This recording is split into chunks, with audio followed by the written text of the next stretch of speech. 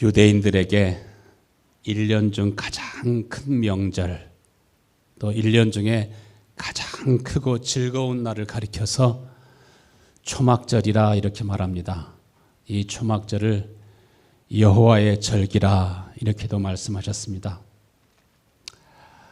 이 초막절은 일주일 동안 계속 이 절기가 이어지게 되는데, 일주일 가운데서 마지막 날을 가리켜서 곧 큰 날이라 이렇게 말씀하셨습니다.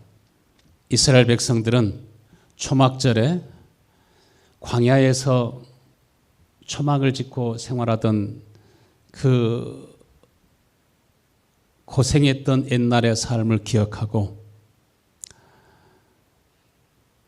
부모님들은 또 자녀들에게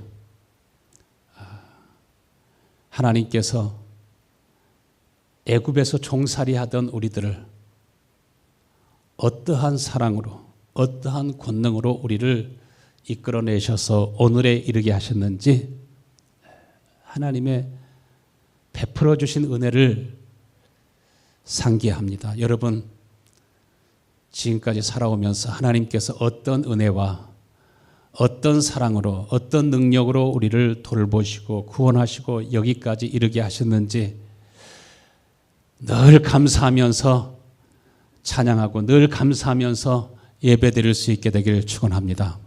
이스라엘 백성들이 출애굽해가지고 이제 광야 생활을 하면서 가장 고통스럽고 힘든 것이 무엇입니까? 물입니다. 바이러스 때문에 고생한 분도 계셨겠고 암으로 고생한 분도 계셨겠지만은 우리 인간이 겪는 고통 가운데 가장 큰 고통이 물이 없어가지고 물을 마시지 못해서 오는 그 목마름으로부터 오는 고통이 여러분 가장 큽니다. 그래서 목마른 사슴이 신의 물을 찾기에 갈급함같이 내 영혼이 주를 찾기에 갈급하나이다. 여러분, 하나님께 대한 목마름, 메시아에 대한 목마름, 우리 주님을 향한 목마름이 여러분 속에 있게 되기를 축원합니다. 이스라엘 백성들이 광야에서 목이 말라서 죽어가고 있을 때 하나님께서 모세에게 반석을 향하여 치라고 말씀하죠. 그래서 지팡이로 반석을 쳤더니 어떤 일이 일어났습니까? 우물물아 솟아나라 솟아나라 넘치도록. 우물물아 솟아나라 솟아나라 넘치도록 하면서 반석을 향하여 치니까 거기에서 무엇이 솟아났어요? 우물물이 솟아납니다. 생수의 강이 막 넘쳐납니다. 200만 명이 되는 그 많은 이스라엘 백성들이 다 먹고도 또 물통에다 채우고 남을 정도로 물이 넘쳐나는 것을 보게 됩니다. 그래서 메시아가 오시면, 그리스도가 오시면, 우리 주님이 이 땅 위에 강림하시면, 우리의 심령에 오시면 여러분의 심령에서 은혜의 강이, 생수의 강이 넘쳐나게 될 줄로 믿습니다. 그러면 우리 속에 하나님이 주시는 은혜와 평강이 넘쳐나게 되는 것입니다. 그래서 요한복음 7장 37절에 예수님께서 명절 끝날 곧 큰 날에 예수께서 외쳐 가라사대 누구든지 목마르거든 내게로 와서 마셔라. 나를 믿는 자는 성경의 이름과 같이 어디에서? 그 배에서. 어디에서? 그의 마음에서 생수의 샘이 넘쳐나리라. 생수의 강이 넘쳐나리라. 이는 그를 믿는 자들이 받게 될 무엇을 가르쳐 말씀하신 것이라? 성령을 가르쳐 말씀하신 것이라. 여러분, 주의 은혜가, 주의 성령이 여러분 속에 샘물처럼 넘쳐나게 되기를 간절히 축원합니다. 이 사람은 불평이 없습니다. 원망이 없습니다. 뭐 따지고 뭐 다투고 싸우고 불평과 불만을 막 늘어놓고 이런 거 하지 않습니다. 예수님처럼 화목해 하는 삶을 살게 되고 여러분의 심령에 있는 기쁨과 평안을 서로 공급하며 나누며 살아갈 수 있게 되기를 축원합니다. 또 저녁에는 이 초막절에 어떤 축제를 했습니까? 예루살렘 성전에 불을 환히 밝히면서 초막마다 또 불을 밝히면서 예루살렘 그 어디에서도 그 환한 불빛을 볼 수 있도록 불의 축제를 하였습니다. 그래서 메시아가 생명의 빛으로 오셔서 예루살렘뿐만 아니라 우리의 심령을 밝고 환하게 하여 주시고, 그래서 우리 성도들의 심령에 기쁨이 넘쳐나게 하시고, 얼굴마다 웃음이 있게 하시고, 가정마다 감사와 찬송이 넘쳐나게 하시고, 예루살렘으로부터 생명의 빛이 온 열방과 세상 가운데 충만하게 될 수 있도록 메시아가 오시면 이스라엘 나라뿐만 아니라 온 세상에 생명의 빛으로 밝혀주실 것을 대망하면서 바로 그 초막절 절기를 지냅니다. 여러분 교회 오실 때마다 여러분이 희망을 가지고 소망을 가지고 대망을 가지고 하나님 앞에 나오실 수 있게 되길 축원합니다. 누구한테 예배하기 위해서 나옵니까? 누구를 만나기 위해서 나옵니까? 여러분 주님을 대망하면서 나와서 주님께 예배할 수 있게 되기를 축원합니다. 율법에 말씀하신 이 절기가 무엇을 의미합니까? 골로새 2장 17절 말씀 보면은 이것들은 장래의 그림자이나, 이런 절기들은, 이런 여러 가지 예법들은 장래일의 그림자다. 그러니까 실체가 오게 될 때가 온다는 겁니다. 그래서 몸은 그리스도니, 유월절이나 오순절이나 장막절 곧 이 초막절이나 이러한 절기들은 그림자라는 것입니다. 그리고 예수 그리스도는 실체라고 말합니다. 실체가 되시는 예수 그리스도, 바로 실체가 되시는 메시아가 우리 가운데 오시면 우리에게 생명의 샘물이 넘쳐나게 되고 생명의 빛으로 넘쳐나게 될 것을 말씀하시는 것입니다. 그래서 초막절이 되면 이스라엘 백성들은 지금도 남녀노소, 할아버지, 할머니 모든 사람들이 손에 손을 잡고 또 우리 강강수월래 하는 것처럼 막 돌아가면서 춤을 추면서 하나님을 경배하고 찬양합니다. 누구를 기다리면서? 예수 그리스도를 기다리면서. 누구를 기다리면서? 하나님이 약속하신 주의 성령을 갈망하고 사모하면서. 그래서 내 속에 하나님의 영으로 충만하고 하나님이 주신 생명의 샘물이 솟아나고 하나님의 빛으로 충만해서 오직 나와 내 집은 주님만을 섬기며 살기 원합니다. 주님과 하나 되어 살기를 원합니다. 간절히 대망하면서 찬양을 하고 경배하는 것입니다. 마지막 날 이스라엘 백성들은 아직도 메시아를 기다리고 있지만 여러분 우리 가운데 역사적인 그날, 영광의 그날, 우리 인생의 가장 큰 날, 우리 주님께서 하나님의 나팔과 천사장의 호령으로 친히 강림하셔서 예수님처럼 첫 번째 부활에 참여하게 하실 것을 약속하셨습니다. 부활의 그날, 영광의 그날을 여러분 기다리고 대망하고 대망할 수 있게 되기를 축원합니다. 오늘 본문의 말씀 요한복음 8장 12절에 그래서 예수님께서는 뭐라고 말씀하십니까? 나는 세상의 빛이니 나를 따르는 자는 어둠에 다니지 아니하고 생명의 빛을 얻으리라. 하나님은 빛입니다. 이스라엘 백성들이 광야에서 이제 계속 하나님이 약속하신 가나안 땅을 향하여 나아가고 있을 때 지금 얼마나 많은 사람들이 함께 이동하고 있습니까? 200만 명이 지금 움직이고 있습니다. 어느 쪽이 동쪽인지 서쪽인지 남쪽인지 북쪽인지 사막 가운데 있게 되면 바다 가운데 있게 되면 나침판이 없으면 인도하는 것이 없으면은 방향 감각을 완전히 상실하고 맴돌게 됩니다. 어렸을 때 풍뎅이를 잡아가지고요, 더듬이를 딱 빼버리면요, 상 위에다 올려놓으면 어떡합니까? 어디로 가야 될지 모르고 뱅뱅뱅뱅뱅뱅뱅 거기서만 돌아요.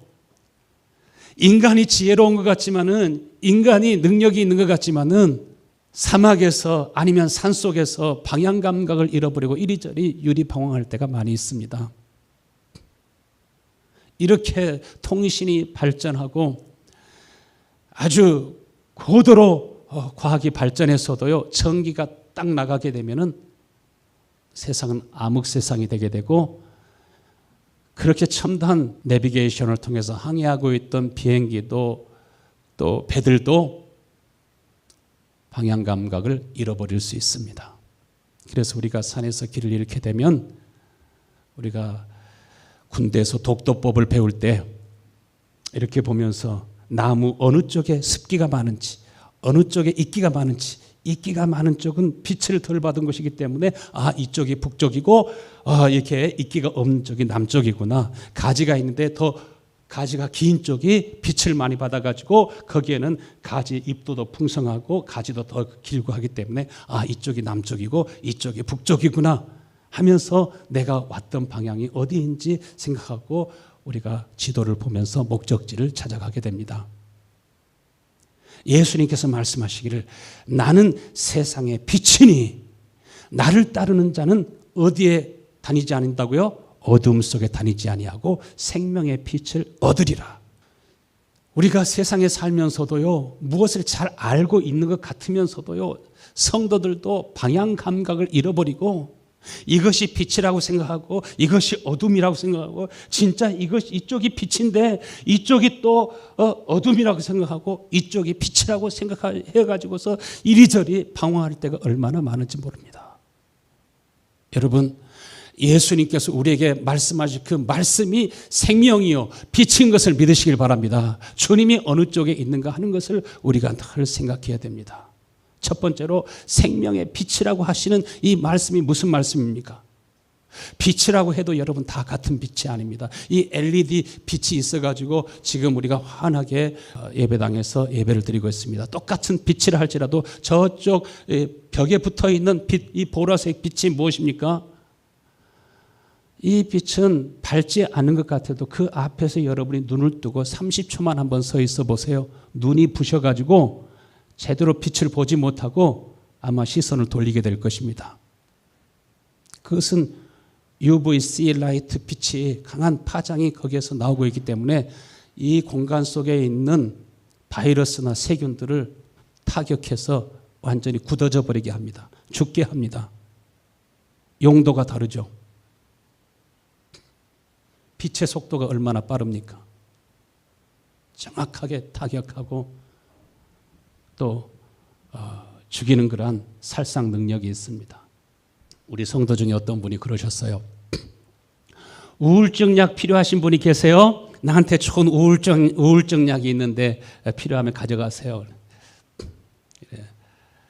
우울증에 여러분 무엇이 좋습니까? 마음이 염려가 되고 걱정이 될 때 무엇이 좋습니까? 우울증에는 빛이 제일 좋은 것이랍니다.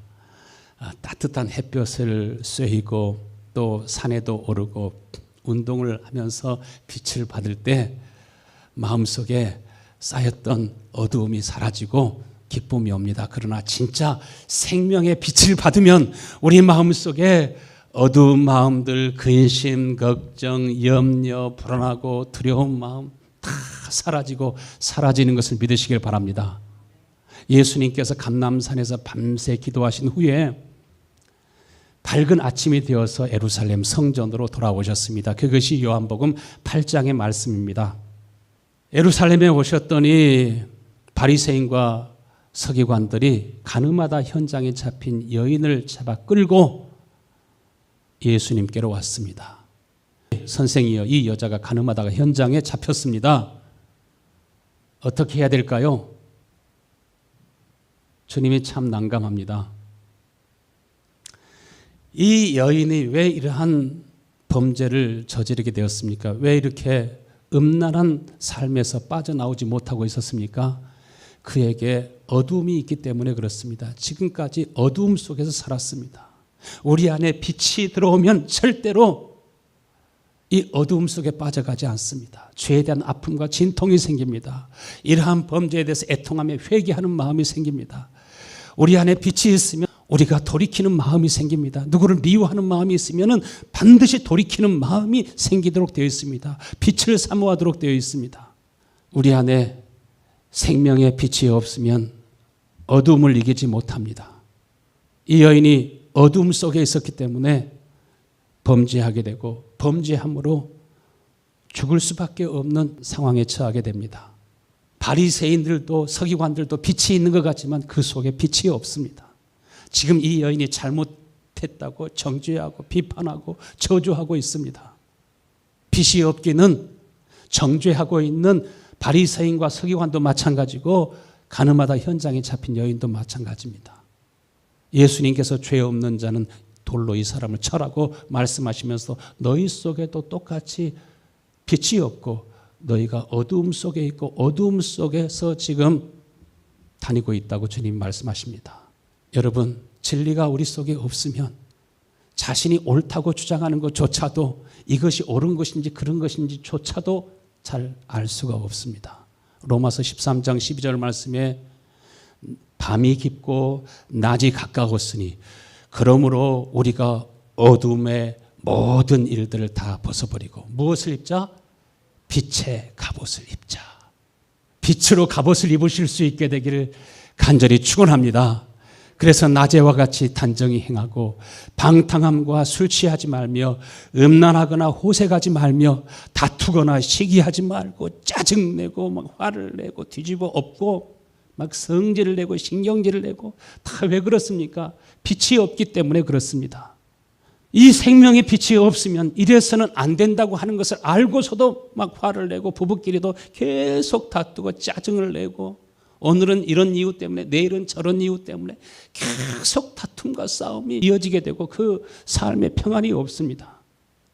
그리스도인이면 악에서 멀리 떨어져 있어야 되는데 종교 개혁이 어디에서 일어났습니까? 독일에서 일어났습니다. 마틴 루터에 의해서 시작되게 되는 것을 보게 됩니다. 독일 교회에서 오늘 우리가 믿는 이 믿음과 신학이 발전하게 되었습니다. 기독교 역사, 또 교회 음악, 문화와 전통에 빛나는 교회가 독일 교회였고 독일 교회는 참으로 신자들이 바른 믿음을 찾게 되었습니다. 그런데 왜 그런 독일에서 나치 독일, 히틀러가 왜 독일에서 나옵니까? 히틀러가 독일에서 나왔을 뿐만 아니라 왜 독일 교회와 종교 개혁의 시작이 되는 그 독일 교회와 신자들이 왜 나치 독일의 악의 도구가 되었습니까? 히틀러가 통치하게 되었을 때 왜 그의 정책과 그의 사상과 그의 철학을 열렬히 옹호하고 열광하고 축복하고 기도하고 그러면서 온 세상이 농락당하게 했습니까? 히틀러의 사상과 히틀러의 철학을 따르는 것은 선이라고 규정했습니다. 그 길을 따르지 않는 사람들은 악으로 규정했습니다. 세상이 악해지면 예수님이 말씀하시는 그 복음과 진리와 정신과 사상을 악으로 규정하게 되고 자신들의 철학과 자신들의 사상을 따르지 않는 그러한 사람이나 교회나 신자들이나 국민들은 악으로 규정하게 됩니다. 그래서 하나님이 분명히 말씀하시고 진리의 말씀이 분명히 규정하여도 하나님의 말씀을 따르는 것이 아니라 예수 그리스도를 따르는 것이 아니라 어둠을 따르는 일들이 많이 생겨나게 됩니다. 여러분, 하나님이 선하다고 하면 선한 것이고 하나님이 악하다고 하면 악한 것인 것을 믿으시길 바랍니다. 예수님이 이것이 길이다 하면 그것이 길이고 예수님이 그 길은 가지 말라고 하면 우리가 가지 않게 되면 방향 감각을 잃어버리는 그러한 일들이 절대로 없게 됩니다. 믿음의 사람들도 생명의 빛이 없으면 분별하지 못하게 되고 결국 어둠에 빠지게 되고 깊은 구덩이에 빠지게 됩니다.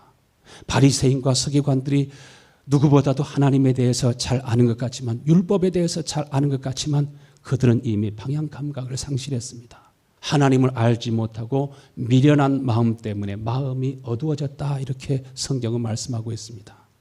하나님이 세상을 창조하시기 전에 세상은 어떤 세상이었습니까? 공허하고 혼돈하며 흑암으로 가득 차 있었습니다.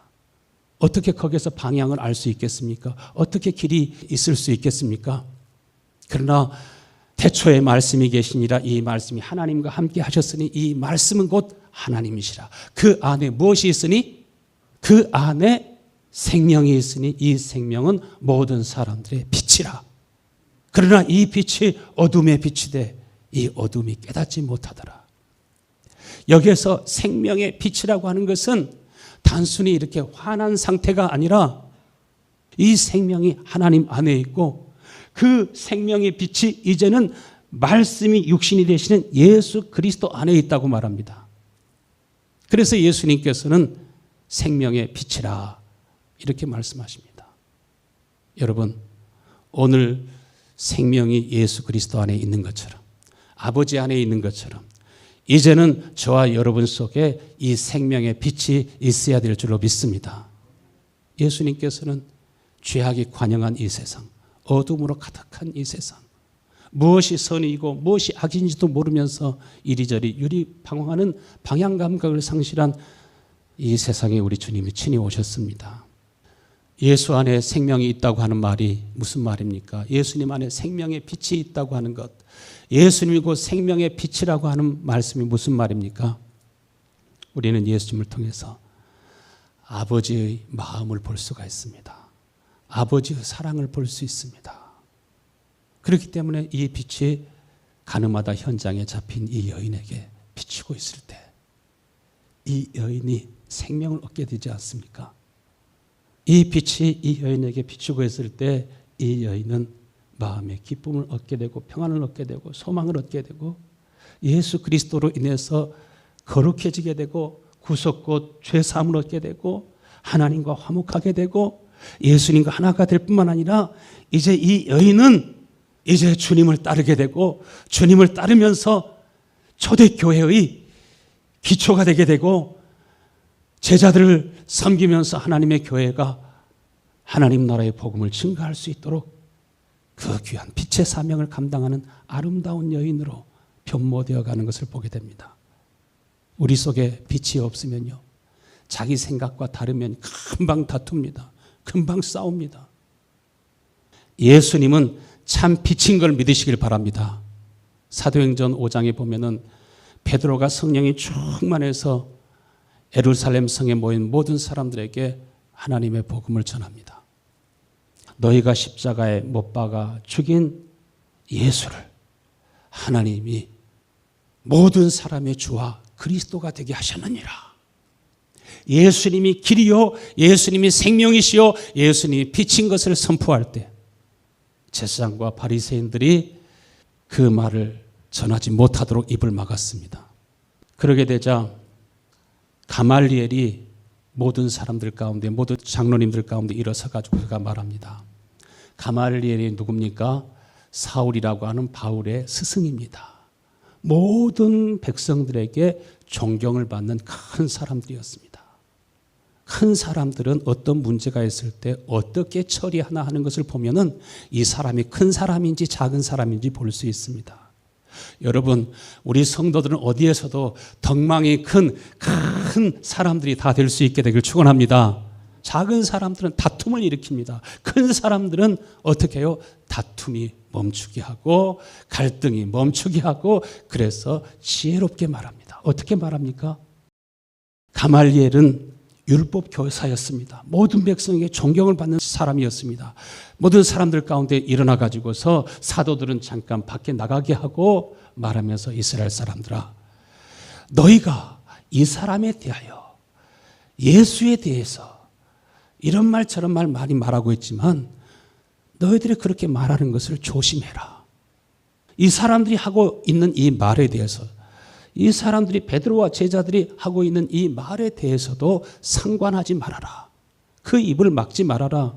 만약에 그 말이 하나님께로부터 온 것이면 그들을 무너뜨릴 수가 없느니라. 그 말과 생각이 하나님께로부터 온 것이면 너희들은 지금 사람을 대적하고 있는 것이 아니라 하나님을 대적하고 있는 것이라. 예수 안에 생명이 있기 때문에 죽어도 다시 살고 부활하심으로써 예수님의 말씀이 옳다고 하는 것을, 진리라고 하는 것을 여러분 증거하게 되지 않습니까? 생명의 빛이 있으면 어둠 속에 있는 사람들을 구원합니다. 이리 가야 될지 저리 가야 될지 아니면 돌아가야 될지 길을 모르는 사람들에게 길을 알려줍니다. 욥이 하나님께 어떻게 기도합니까? 하나님이여 내 영혼을 건지사 나를 어두운 구덩이에 내려가지 않게 하소서. 주여 내게 생명의 빛을 보여주소서. 우리가 하나님의 뜻을 잘 알지 못하면 계속 어두움 속으로 들어갑니다. 어두움 속으로 들어가면 어떻습니까? 구덩이 속으로 들어가면 어떻습니까? 더욱더 어두워집니다. 여러분 오늘 하나님 앞에 기도하실 수 있게 되길 축원합니다. 주님 나에게 생명의 빛을 비추어 주옵소서. 지금은 과거 어느 때보다도 어둠이 이 땅에 충만하고 거짓과 위선과 악한 사탄의 역사가 있다고 하는 것을 여러분이 알아야 됩니다. 저는 계속적으로 여러분에게 말씀드린 것이 죄악의 문제지 어둠의 문제지 악의 문제지, 지금은 우리는 깨어서 여러분 모두가 다 나라를 위해서 기도하고 우리가 살고 있는 이 나라가 어둠 속에 빠지지 아니하고 생명의 빛 가운데로 나아갈 수 있도록 정신을 차리고 기도할 수 있게 되길 축원합니다. 제가 여러분에게 전한 말도 하나님께로부터 온 것이면 분명히 하나님께서 어떻게 행하시고 어떻게 구원하시고 어떻게 역사하셨는지를 여러분 보는 시간이 분명히 오게 될 것입니다. 지금은 여러분 다 잠잠하고 고요하면서 하나님의 뜻이 이 땅에서 이루어지기를 기도하실 수 있게 되기를 축원합니다. 그래야 됩니다, 여러분. 요한복음 12장 45절에 뭐라고 말씀하셨습니까? 나를 보는 자는 나를 보내신 이를 보는 것이라. 나는 세상에 빛으로 왔나니 무릇 나를 믿는 자는 어디에 거하지 않게 된다고요? 어둠에 거하지 않게 된다. 나를 보는 사람은 나를 보는 것이 아니라 아버지를 보는 것이라. 무슨 말입니까? 예수님을 통해서 생명의 빛을 보게 되고 예수님을 통해서 생명의 양식을 얻게 되고 예수님을 통해서 생명의 샘물이 우리 속에 솟아나고 넘쳐나게 된다는 것입니다. 그래서 우리는 예수님을 통해서 생명이 무엇인지, 예수님을 통해서 아버지의 마음이 어떤 마음인지, 아버지의 사랑이 어떤 사랑인지 보게 됩니다. 저는 최근에 어떤 사람이 돌아가신 자기 어머니를 욕하는 것을 보았습니다. 쌍욕을 합니다. 동생들도 마음에 들지 않으니까 다리를 잘라가지고 어떻게 하고 자기가 어디로 도망가겠다고 하면서 세상에 악독한 말이 그 속에서 나옵니다.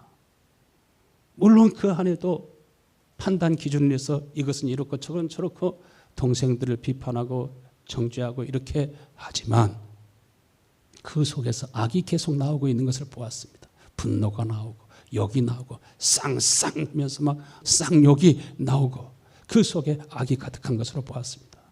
불신자 같으면 그 속에 어차피 빛이 없으니까, 어둠 속에 있으니까, 어둠 속에서 어둠이 나오는 것은 당연한 것이지만, 그러나 내가 그리스도인이라고 말하면서 그 속에서 어둠이 나오고 있으면 여러분 그것은 생명이 아닙니다.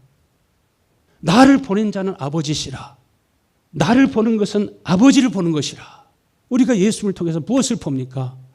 아버지의 사랑과 아버지의 마음의 평안과 아버지의 하나님의 그 마음. 그래서 예수 그리스도를 통해서 나는 마음이 온유하고 겸손하니, 우리가 예수님을 통해서 생명을 얻고 우리에게도 그 마음이 예수님과 같이 온유하고 겸손한 마음이, 섬기며 사랑하는 마음이, 은혜와 덕이 흘러나오게 될 것을 주님이 말씀하십니다. 여러분 이것이 생명인 걸 믿으시길 바랍니다. 이것이 빛입니다. 아버지가 아들을 세상에 보내실 때 무엇을 주어서 보냈습니까? 아버지의 이름을 주어서 보냈다고 했습니다. 내가 아버지의 이름으로 이 세상에 왔다 이렇게 말합니다. 아버지의 이름으로 왔다고 하는 말도 아버지의 생명이 내 안에 있다. 아버지의 마음이 내 안에 있다. 그래서 예수님의 제자들이 예수님과 함께 살면서 아버지가 어떤 사랑으로 우리를 사랑하시는지 누구를 통해 살았습니까? 예수님을 통해서 알게 된 것입니다. 이것을 구원의 빛이라고 말합니다. 이 빛을 보아야 우리도 변치 않는 주님의 마음을 소유하게 되는 줄로 믿습니다. 사도행전 26장 21절 말씀에 유대인들이 성전에서 제자들을 죽이려고 합니다. 그러나 하나님의 도우심을 받아서 내가 오늘까지 서서 높은 사람이나 낮은 사람이나 남자나 여자나 모든 사람에게 무엇을 증거했다고 말합니까?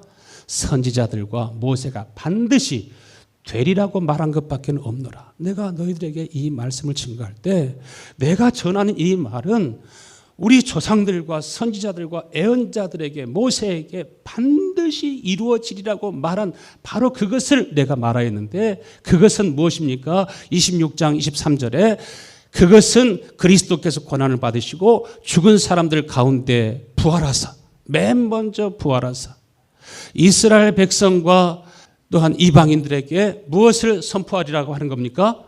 구원의 빛을 선포하시리라고 하는 것입니다. 하나님이 구약의 모든 선지자와 예언자와 그들이 그렇게 믿고 존경하는 모세를 통해서도 하신 말씀은 바로 구원의 빛, 생명의 빛이 되시는 메시아를 보내주시고 그래서 메시아 안에 생명의 빛이 있게 된 것처럼 여러분 속에도 이 생명의 빛으로 충만하게 하시겠다고 하시는 것이 하나님께서 계속적으로 주의 종들을 통해서 말씀하신 바로 그 말씀입니다. 여러분, 예수님께서 왜 이 세상에 오셨습니까? 우리가 두 번째로 생각해 볼 것은 예수님께서 구원의 빛으로 생명의 빛으로 이 땅에 오셔서 여러분에게 이 빛을 비추도록 여러분에게 이 빛이 나오도록 하게 하시기 위해서 이 세상에 오신 것을 믿으시길 바랍니다. 그래서 베드로전서 2장 9절에 뭐라고 했어요? 오직 너희는 택하신 족속이요 왕같은 제사장들이요 거룩한 나라요 그의 소유된 백성이니 우리가 정말 하나님의 족속이 되고 왕같은 제사장이 되고 거룩한 나라가 되고 진짜 하나님의 소유된 백성이 되었다면 우리가 어두운 데서 빛으로 나와가지고 이제 그의 기이한 빛 예수 그리스도 안에 있는 기이한 생명의 빛 가운데로 들어가가지고 그 기이한 생명의 빛이 저와 여러분 속에 흘러나와야 될 줄로 믿습니다. 무엇으로요?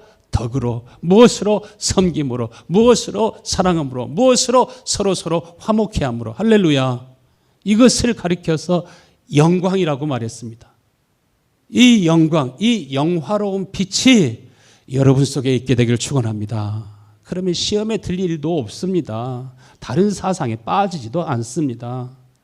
자기의 사명이 무엇인가? 자신의 사명은 빛이라고 하는 것을 빛과 빛이 서로 부딪힐 때 여러분 얼마나 저 샹데리아를 보면은 빛과 빛이 서로 부딪히니까 거기에 아름다운 다이아몬드 그 빛이 거기에서 나오게 되지 않습니까?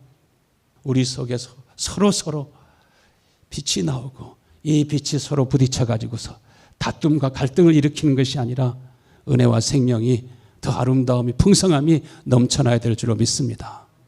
여러분 하나님의 사람들을 보세요. 우리가 모세를 볼까요? 하나님의 빛이 하나님의 영광이 그에게서 나옵니다.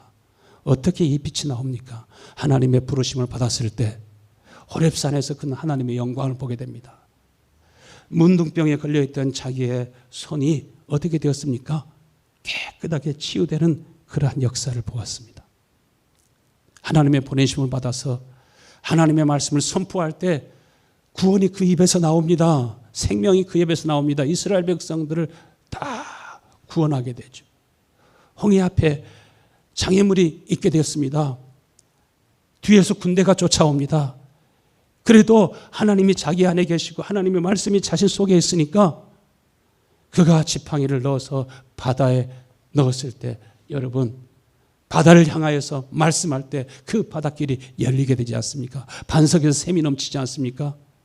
만나와 메추라기를 하나님 먹이시고 하나님은 생명의 양식인 것을 보게 됩니다. 그 어둡고 캄캄한 그 길에서 하나님께서 밤에는 빛으로 불기둥과 구름기둥으로 환히 비추셔서 밤에는 따뜻하게 하시고 낮에는 서늘하게 하시고 하나님의 그 영광을 보면서 하나님의 빛을 보면서 하나님의 구원을 보면서 그 생명의 떡과 생명의 양식을 먹으면서 그는 장성한 하나님의 사람이 되어가지 않습니까?